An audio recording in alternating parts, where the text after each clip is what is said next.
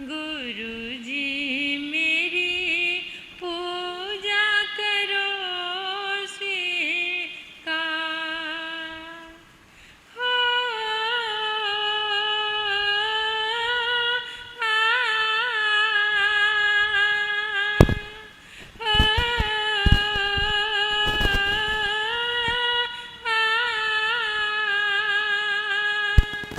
मैं तो निर्गुण गुनिया हूँ, इतनी सी बात है। मैं तो निर्गुणिया गुरुवर, इतनी सी बात है। मेरे जीवन की डोरी अब तेरे हाथ है।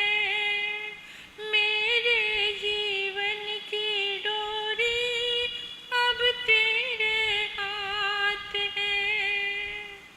निर्धन को धन मिल जाए, निर्गुण को गुण मिल जाए।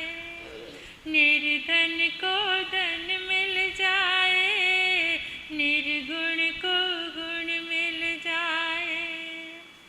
इतना सा दे दो वरदान, गुरुजी मेरी पूजा करो स्वीकार। प्रभु जी मेरी भक्ति करो स्वीकार। नन्हा सा फूल हूँ मैं, चरणों की धूल हूँ मैं। नन्हा सा फूल हूँ मैं, चरणों की धूल हूँ मैं। हो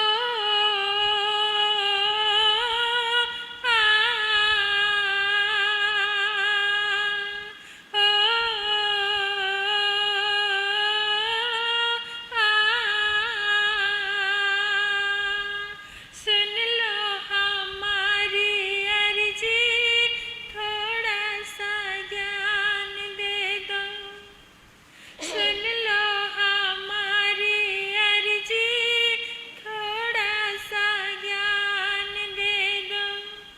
जीवन में जीना सीखो, ऐसा वरदान दे दो।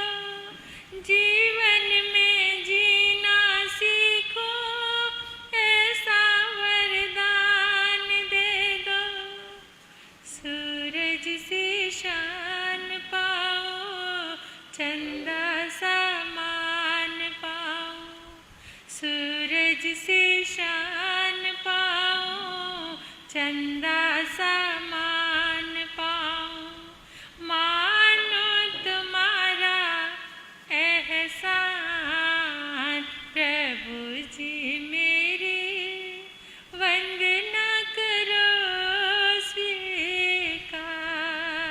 गुरुजी मेरी भक्ति करो स्वीकार। नन्हा सा फूल हूँ मैं, चरणों की धूल हूँ मैं। नन्हा सा फूल हूँ मैं, चरणों की धूल हूँ मैं। आई हूँ मैं तो तेरे द्वार, प्रभु जी मेरी पूजा करो स्वीकार। गुरुजी मेरी भक्ति करो स्वीकार।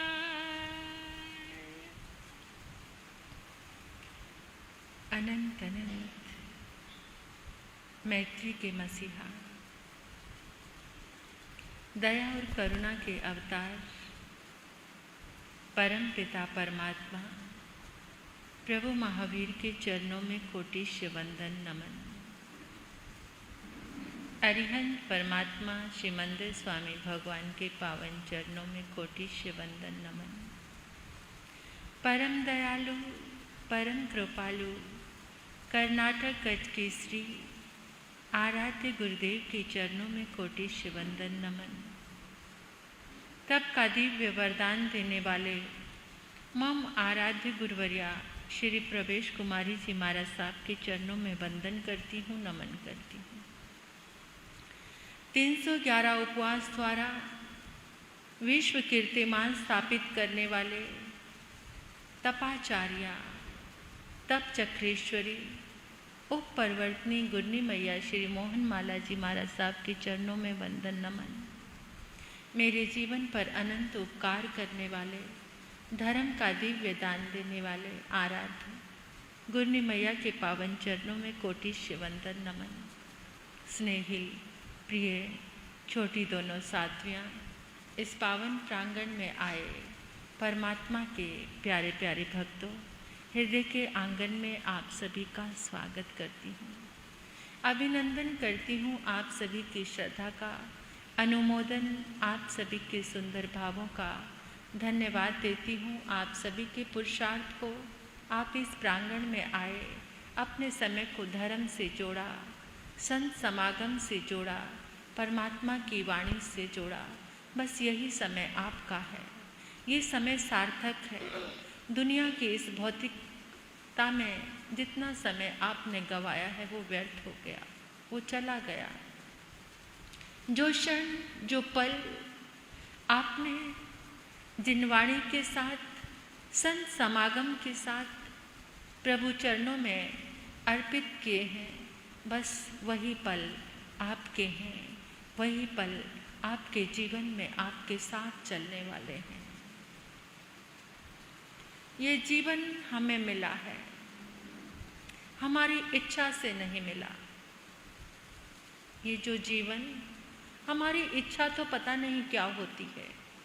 ये जो जीवन हमें मिला है, ये हमारी इच्छा से नहीं बल्कि हमारे कर्म से मिला है। जैसा हमने कर्म किया वैसा ही हमें जीवन मिला। मनुष्य जीवन का कर्म किया तो ये मनुष्य भव मिला है, जिसमें सारी संभावनाएं खुली हैं। आप कुछ भी कर सकते हैं, जो चाहे वो पा सकते हैं। एक मनुष्य जीवन ही ऐसा है, श्रेष्ठ है, जिसको पाने के लिए देवता भी ललायित रहते हैं। एक बार को देव का भव कैसा है? देवता कोई पचखान नहीं कर सकता, देवता किसी संयम का पालन नहीं कर सकता, देवता किसी धर्म की आराधना नहीं कर सकता, उसका अनुमोदन कर सकता है। कोई पचखान नहीं ले सकता, संयम नहीं ले सकता, साधु नहीं बन सकता। तो देव भव भी कैसा है? एक ऐसा है कि जैसे संगमरमर के फर्श पर दाना डाल दिया, वो जैसा पड़ा है वैसे ही पड़ा रह जाएगा। मानव जीवन एक उर्वरा भूमि है, एक उपजाऊ धरती है। तुमने जैसा दाना डालोगे वैसा ही बीज, वैसा फल, वैसा पेड़, वैसा पौधा तुम्हारे सामने उपस्थित हो जाएगा। नरक जीवन की कल्पना भी कंपा देने वाली है, और त्रियंच का भाव व्यर्थ, कुछ भी नहीं है उसमें, बस कर्म का भोग ही है। और मनुष्य का भव तो कर्म के भोग के साथ कर्म का योग भी है। योग की स्थितियां भी उत्पन्न होती हैं, इसलिए मनुष्य का भव सबसे श्रेष्ठ है। 4 प्रकार के व्यक्ति हैं। एक है श्रमजीवी, जो मेहनत करके, जो मेहनत के साथ अपनी जीविका उपार्जन करते हैं, अपने लिए दिन भर में मेहनत करते हैं, मजदूरी करते हैं। श्रमजीवी कौन है? जैसे मजदूर हैं, कारीगर हैं, दिन भर बहुत मेहनत करते हैं और शाम को उतना कमाते हैं कि जितना उनका पेट भर सके, यानी और कुछ नहीं कर सकते। और एक है बुद्धिजीवी, जो केवल कलम चलाते हैं और पूरा सब कुछ प्राप्त हो जाता है। इंजीनियर, डॉक्टर, सीए, जो भी MBA, जितने भी ये बुद्धिजीवी लोग हैं, ये भी इस भौतिकता के युग में रह रहे हैं। तो जैसे इन लोगों ने जैसी कलम चलाई वैसा ही, लेकिन उनके पास श्रम नहीं है, उतनी मेहनत नहीं है, आराम से बैठे हैं, एसी ऑफिस है, ऑफिस में बैठे हैं, कंप्यूटर चला रहे हैं, लैपटॉप चला रहे हैं, कलम से कुछ लिखे, 2 अक्षर लिखने की भी कीमत है, एक फ़ोन करने की भी कीमत उनके पास है, वो बुद्धिजीवी है। और एक है मोहाजीवी, ये हमारे आगम की वार्ता है। ये 4 जीवन आगम के अनुसार है जो आज के इस परिवेश में घटित होते हैं। तीसरे नंबर के हैं मोहाजीवी। मोहाजीवी उनको कहते हैं जो बहुत उदार होते हैं, जिनका दिल बहुत उदार है। जितना कमाया है वो सोचते हैं कि मेरी कमाई किसी के काम आ जाए तो मेरा जीवन सफल हो जाए। यानी वो मनुष्य जीवन की कीमत को बढ़ाते चले जाते हैं। उदारता है उनके जीवन में, उदारवादी हैं। और चौथे नंबर के होते हैं प्रबुद्ध जीवी। प्रबुद्ध जीवी कौन है? एक भौतिकवाद है और एक अध्यात्मवाद है। 2 वाद हैं। आज जिस युग में हम जी रहे हैं ये कौन सा वाद है? भौतिकवाद है। अधिकतर जो मनुष्य हैं वो भौतिकवाद में फंसे हुए हैं, जहाँ पर आत्मा का, धर्म का कोई ज्ञान नहीं, आत्मा के लिए कोई विश्वास नहीं, आत्म चर्चा नहीं, आगम चर्चा नहीं, जीवन के विषय में बल्कि धन मिला है उसे भौतिकता में उड़ाते चले जा रहे हैं। खाओ पियो ऐश करो, इंद्रियों के विषयों की पूर्ति करते जाओ। जो इंद्रियां चाहती हैं, कान क्या चाहते हैं, आंखें क्या चाहती हैं, ये देह ये शरीर क्या चाहता है, बस इसी के पोषण में जिनकी जिंदगी निकल रही है वो भौतिकवाद में जी रहे हैं। श्रमजीवी जो मेहनत कर रहे हैं ना दिन भर, उनको नहीं पता कि धर्म कैसे करना है, धर्म की शरण में कैसे, कुछ सोचने का और अवसर ही नहीं। मेहनत इतनी ज़्यादा है कि शाम तक रोटी का जुगाड़ हो पाता है और रात को आकर सो जाते हैं श्रम करके, या फिर बचे कुचे समय में उस थकान को मिटाने के लिए शराब का आश्रय लेते हैं, शराब पीकर सो जाते हैं। अक्सर मजदूर लोग, कारीगर लोग ऐसा करते हैं। दिन भर में जो कमाया, दिन भर में जितनी मेहनत की, थोड़ा खाया, थोड़ी शराब पी और रात को सो गए। वो व्यर्थ है। श्रम किया, लेकिन श्रम किसका? भौतिकवाद का, संसार का, संसार में रहने का श्रम किया। और जो बुद्धिजीवी हैं उन्होंने भी धन का उपार्जन किया, एक कलम चलाकर अपनी बुद्धि से थोड़े समय में बहुत कुछ प्राप्त कर लिया। लेकिन अगर उनके जीवन में अध्यात्म नहीं है, वो भौतिकवाद में है, तो उनका जीवन भी, अक्सर वो भी जो बुद्धिजीवी हैं वो भी भौतिकवाद में ही जी रहे हैं। लेकिन जो मोहाजीवी है, जो उदार है, उनके जीवन में क्या है? अध्यात्म है। क्योंकि किसी को बांटने का, किसी की तकलीफ, किसी की सेवा का भाव उसी के मन में आ सकता है जिसके जीवन में धर्म होता है। जिसके जीवन में धर्म नहीं है उसके जीवन में कुछ भी नहीं है। और जो प्रबुद्ध जीवी हैं, प्रबुद्ध जीवी, उनका दिन और रात वो किसकी तरह है? परिबुद्ध जीवा भारंड पक्षी बचैये पमत्ते, कि वो जो प्रबुद्ध जीवी हैं वो भारंड पक्षी की तरह है, प्रतिपल जागरूक, खाते हुए भी जागरण, सोते हुए भी जागरण, हर काम के पीछे उनका जागरण रहता। जागरण कैसा? ये जो भोजन कर रहा है ये मेरा शरीर है, कभी आपके मन में ऐसा भाव आया कि ये जो भोजन कर रहा है ये मेरी देह है, मेरी आत्मा इससे अलग है? अगर इस जागरण के साथ आप भोजन करेंगे, चाहे कितने ही रसीले पदार्थ आप सेवन करें, लेकिन वो आपको बंधन की ओर नहीं लेकर जाएंगे। प्रबुद्ध जीवी सब कुछ करता है, वो भौतिकवादी युग में भी रहता है, लेकिन उसका जीवन कैसा होता है? कमल के जैसा होता है। कीचड़ में रहकर, पानी में रहकर कि पानी की एक बूंद भी अपनी पंखुड़ी पर ना गिरने देना, ये प्रबुद्ध जीवी होता है। जैसे आप शीशे के आगे खड़े हैं, दर्पण के आगे खड़े हैं, आपने हीरे की अंगूठी पहनी, हीरे की अंगूठी की कीमत आपको पता है, और वो भी सॉलिटर हीरा, तो उसकी कीमत आपको पता है। आपकी नज़र में किसकी कीमत ज़्यादा है? जिस उंगली में अंगूठी पहनी है उस उंगली की कीमत ज़्यादा है या हीरे की अंगूठी की कीमत ज़्यादा है? किसकी कीमत ज़्यादा है? हाँ, लेकिन हम नहीं मानते। जिसको ये पता है कि इस उंगली की कीमत ज़्यादा है वो प्रबुद्ध जीवी है। जो उंगली की कीमत को जानता है और जो केवल उस हीरे की अंगूठी की कीमत में ही पड़ा रहता है, वो कौन है? वो भौतिकवादी है। वो भौतिकवाद में ही फंसा हुआ है। सब कुछ होने के बाद भी जो अपने धर्म को नहीं छोड़ता, जो अपने धर्म की शरण में रहता है। बहुत सारे ऐसे एग्जाम्पल हैं हमारे पास कि जो भरत चक्रवर्ती कैसे थे।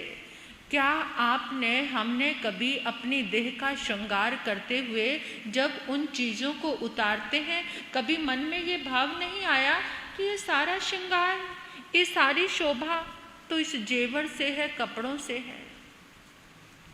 मेरा नग्न रूप, मेरी ये ज्वेलरी से विहीन उंगलियां, ये गला, ये हाथ, ये कान, ये कैसे लगते हैं? भरत की तो उस ब्यूटी पार्लर में ही खड़े थे। आज के युग का तो युग ब्यूटी पार्लर है, जहाँ पर आज सस्ते संवरते हैं आप। ब्यूटी पार्लर में खड़े खड़े उनको क्या हो गया? केवल ज्ञान हो गया। एक अंगूठी तो गिरी थी, सिर्फ एक अंगूठी, और देखा कि ये जो उंगली है इन दूसरी उंगलियों की अपेक्षा सुंदर नहीं दिख रही। जिसमें अंगूठियाँ सजी हैं, ये उंगलियाँ बहुत सुंदर दिख रही हैं। और ऐसे फिर क्या किया उन्होंने? दूसरी उंगली की अंगूठी उतार दी, तीसरी की उतार दी, चौथी की कानों के कुंडल उतार दिए, गले का हार उतार दिया और बाजूबंद उतार दिए, हाथ में जो कड़े कंगन पहने थे वो उतार दिए। सारा का सारा अपना जो श्रृंगार था वो उतार कर शीशे के सामने खड़े होकर देखने लगे, ये क्या? आज तक जिसको सजाया वो पर पुद्गलों की शोभा थी। मेरी शोभा क्या है? मेरा श्रृंगार क्या है? और हम क्या करते हैं? पहले के जो राजा महाराजा होते थे ना, एक सिर में सफ़ेद बाल आता था तो वो क्या कहते थे कि बुढ़ापे का संकेत देने के लिए दूत आ गया। आप कहेंगे महाराज आज तो 10-12 साल के बच्चों के बाल सफ़ेद हो जाते हैं, फिर क्या करें? हाँ, क्या करें? ये भी बहुत सारी चीज़ें, केमिकल का ज़माना, केमिकल का कहीं ना कहीं इफ़ेक्ट तो होना ही है। वो बच्चों के ऊपर भी होता है और हम केमिकल की चीज़ों के बिना जीते नहीं हैं। हम जो अच्छी चीज़ें थी उन सबको छोड़ दिया है। यहाँ तक कि लोगों ने तो सिर में तेल लगाना भी छोड़ दिया है, बहुत सारी चीज़ें छोड़ दी हैं। तो हमने अपना लाइफस्टाइल चेंज कर लिया है, लेकिन फिर भी वो लोग जाग जाते थे। और आज हम सोचते हैं कि दुनिया को एक छलावा देने में और प्रदर्शन करने में लगे रहते हैं। हम तो अपने सफ़ेद बालों को भी काला करते हैं ना। सफ़ेद बाल जो हैं, जो हमें एहसास दिलाएं कि तुम उम्र के उस पड़ाव में हो, अब तुम्हें धर्म की शरण में आना चाहिए। हम किसको धोखा दे रहे हैं? खुद को या दुनिया को? किसको धोखा दे रहे हैं? खुद को तो सच्चाई पता है। अगर नकली सेट पहनकर कोई जाए तो उसको तो पता है, बाहर वाला चाहे समझे कि ये हीरे का सेट पहना होगा, लेकिन खुद को तो पता है ना नकली है। आज नकली चीज़ों को असली करने के चक्कर में हम अपनी जिंदगी को निकाल रहे हैं। देखिए, क्योंकि हमारे पास एक रोग लग गया है, लोग क्या कहेंगे, है ना। किस रोग में हम ज़्यादा ग्रस्त हैं? लोग क्या कहेंगे, एक तो ये, और एक 3 चीज़ें हैं जो जिंदगी को अवरुद्ध करती हैं, हमें ऊंचाइयों तक पहुंचने नहीं देती। वो 3 चीज़ें क्या? ये मुझसे नहीं होगा। कोई भी काम को लेकर आज बच्चे भी, हम भी क्या कहते हैं, ये मुझसे, फर्स्ट है लोग क्या कहेंगे। पहला रोग कौन सा है? लोग क्या कहेंगे। और दूसरा, ये मुझसे नहीं होगा। और तीसरा, मेरा मूड नहीं है। क्या कहते हैं आजकल सब चीज़ों में, मेरा मूड नहीं है। जो इन 3 चीज़ों में उलझा रहता है वो जीवन में कभी ऊंचाइयों को प्राप्त कर नहीं सकता। अगर ऊंचाई को पाना है तो इन तीनों चीज़ों को छोड़ना पड़ेगा। लोग क्या कहेंगे, लोग तो कहते ही रहेंगे, उनकी तो आदत है कहने की। लोग क्या कहेंगे, पार्टी में ऐसे ही आ गए, चाहे नकली पहनना पड़े लेकिन गला तो सजाना ही है। लोग क्या कहेंगे, लोग क्या कहेंगे, ऐसा करने के लिए हम अपनी ज़िंदगी में कितने खोखले हो गए हैं। ये मुझसे नहीं होगा। कोई भी कार्य करने के लिए पहले से ही हम नेगेटिव हो जाते हैं कि ये मुझसे, तुमसे सब कुछ हो सकता है, एवरीथिंग इज पॉसिबल, हर चीज़ तुमसे हो सकती है, कोशिश तो करो। कोशिश करने वालों की कभी हार नहीं होती, वो एक दिन जीत जाते हैं। और तीसरा है, अभी मूड नहीं है। क्यों नहीं है? अभी करो इसी वक्त, मूड का क्या भरोसा है? कुछ भी नहीं। जो समय तुम्हें अभी मिला है, ये समय फिर मिले या ना मिले। इसलिए जिसको ये एहसास रहता है कि ये मेरी उंगली है और अंगूठी तो बाहर की चीज़ है, वो अध्यात्म में उतर सकता है। पर पुद्गलों की चीज़ों का जिसको अभ्यास हो गया, श्रमजीवी संसार में है, बुद्धिजीवी संसार में है, भौतिकवादी में है, मोहाजीवी अध्यात्मवाद में है, और प्रबुद्ध जीवी तो पल पल कर्मों की निर्जरा कर रहा है। वो भारंड पक्षी की तरह जागरूक है। जो भी कार्य करता है पहले उसको अपनी आत्मा का भान होता है। जो धर्म की शरण में रहते हैं, धर्म उनकी सदैव रक्षा करता है। कुछ भी चला जाए लेकिन मेरा धर्म। और हम क्या करते हैं, छोटी सी बात होते हुए संग में एक दूसरे से नाराज हो जाते हैं। हम क्या धर्म को संभाल कर रखते हैं? हमारा सबसे पहला अटैक धर्म स्थान पर होता है, धर्म के कार्यों में होता है। कोई मरता है तब भी धर्म छोड़ते हैं, किसी का जन्म होता है तब भी धर्म को छोड़ते हैं, कोई शादी होती है तब भी धर्म को छोड़ते हैं, और कोई और कुछ काम होते हैं तब भी सामायिक को छोड़ते हैं, माला को छोड़ते हैं। ये धर्म है हमारा। राजा विक्रमादित्य, उज्जैनी नगरी, राजा विक्रमादित्य ने, उसके यहाँ पर रविवार को साप्ताहिक एक एग्जीबिशन लगती थी कि बाहर के विदेशी लोग आकर अपना सामान, यानी बाजार लगता था, बाहर के विदेशी लोग आकर अन्य देशों से, प्रांतों से अपना सामान बेचते थे। और राजा ने कह दिया था, राजा बहुत उदार था, मोहाजीवी था, वो बहुत बांटना और सबको देना, यही उसकी आदत थी। तो राजा ने कहा कि देखो, जिसका कोई सामान नहीं खरीदा जाएगा उसको राजकोष की ओर से खरीदा जाएगा। कोई भी व्यापारी निराश होकर यहाँ से नहीं जाएगा, कोई अपना सामान वापस लेकर नहीं जाएगा, सबका सामान बिकेगा, नहीं बिका तो राजकोष की ओर से उसे खरीद लिया जाएगा। बहुत अच्छा चल रहा है। राजा विक्रमादित्य की उदारता की प्रशंसा जगह जगह पर होने लगी, देशों विदेशों में होने लगी, और जगह भी चर्चा होने लगी। और राजा क्या करता था, अपने शाम के समय पूरे बाजार का चक्कर लगाता था कि किसी की चीज़ नहीं बिकी तो हम खरीद लेंगे उसे और राज्य में पहुंचा दिया जाएगा। तो एक दिन की बात, बाजार लगा हुआ था, सब तरह तरह की चीज़ें लेकर बैठे हुए थे, सब तरह के व्यापारी आए हुए थे, हर जगह के कपड़े के, ज्वेलरी के और भी जो जो सामान चीज़ें होती हैं, सब तरह के व्यापारी आए हुए थे। तो एक व्यक्ति आया था, वो बहुत अजीबो गरीब सा एक पुतला लेकर बैठा था। वो पुतला भी बड़ा भयानक सा था। तो लोगों ने आए और पूछा कि ये क्या है? कहते ये पुतला है। कहते किस चीज़ का पुतला है? कहते दरिद्रता का पुतला है। किसका पुतला? दरिद्रता का पुतला है। तो इसका गुण क्या है? जहाँ पर जाएगा वहाँ से लक्ष्मी भाग जाएगी।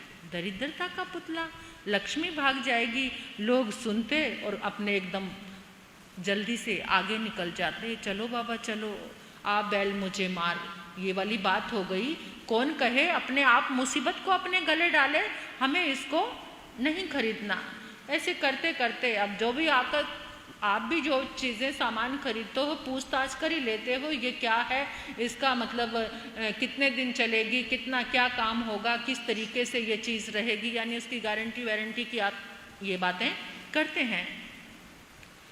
तो करते करते जो भी उसकी गुण पूछता, उस पुतले के बारे में पूछता, वो आगे निकल जाता, एकदम भाग के निकलता कि इस मुसीबत को तो देखना भी, इस बला को देखना भी बुरी बात है।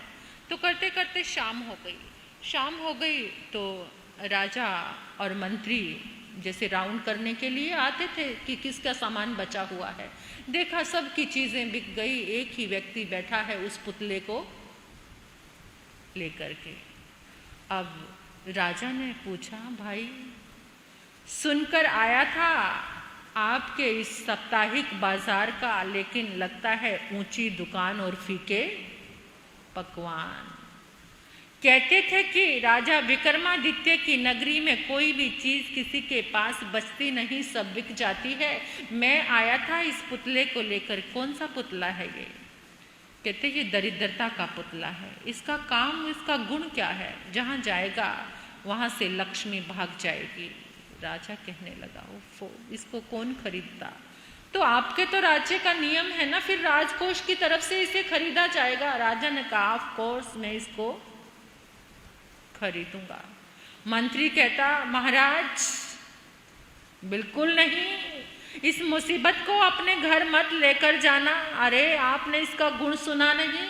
कंगाल हो जाओगे, भिखारी बन जाओगे, रोड पे आ जाओगे। आज तो राजा हो, कल रंक बन जाओगे। नहीं मंत्री, मैंने वचन दिया है, मतलब प्राण चले जाएंगे, लेकिन मैं अपने वचन से, क्षत्रिय का धर्म यही है कि मैं अपने वचन से नहीं हटूंगा। और ये वक्त है मुझे अपना वचन निभाने का। चलो इस पुतले को उठाओ। कीमत क्या है? 1 लाख स्वर्ण मुद्राएं। दरिद्रता के पुतले की कीमत 1 लाख स्वर्ण मुद्राएं। वाह भाई वाह, क्या कमाल है।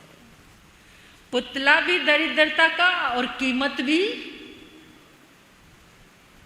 मंत्री कहता, मारे जाओगे, अभी भी रुक जाओ। नहीं मंत्री नहीं, जो वचन दिया है उसका पालन तो करना ही है। दरिद्रता का पुतला पहुंच गया राज दरबार में, राजमहल में। राजा लेटा हुआ है, रात्रि का समय, नींद नहीं आ रही राजा को कि ये दरिद्रता का पुतला इतना महंगा, वो कौन व्यक्ति था? ऐसी भी भला कोई चीज बेची जाती है? किस तरीके से?